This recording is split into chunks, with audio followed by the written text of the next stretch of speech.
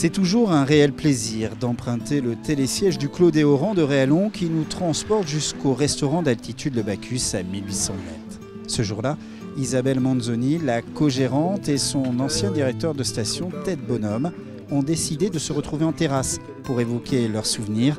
Le 21 décembre 1985, ils décidaient de créer la station. Quand nous sommes arrivés ici, nous étions deux, Isabelle et moi. Et on montait en voiture par un chemin muletier qui est emprunté par une voiture mais qu'on a détruite. Et effectivement, dans l'année 85, on a construit la route, bien sûr, mais également amené l'électricité, amené le réseau d'eau et puis toutes les infrastructures des remontées mécaniques.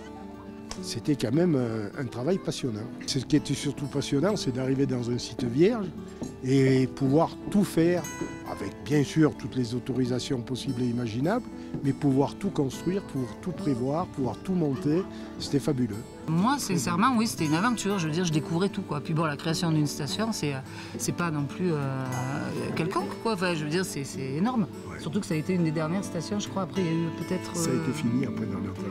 En effet, 30 ans déjà que la petite dernière des stations de ski ou alpine existe. La création de la station a permis de développer l'économie du village de Réallon. Et ce sont les pisteurs du Super Dévoluy qui avaient testé les premiers pistes. 30 ans plus tard, nos deux pionniers croient toujours à leur bon choix de l'époque. Toujours un regard neuf.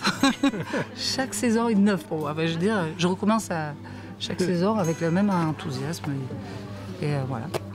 J'ai une grosse pensée pour monsieur Adrien Glaise, qui était le maire de Réallon, et c'est lui qui a été l'initiateur de ce projet. Et il n'est plus là aujourd'hui malheureusement, mais la première des choses, je pense à lui. Je pense qu'il serait fier de voir aujourd'hui ce qui est devenu sa station après lui, parce que je crois que la continuité a été bonne et qu'aujourd'hui, dans les stations des Hautes-Alpes, Réallon compte.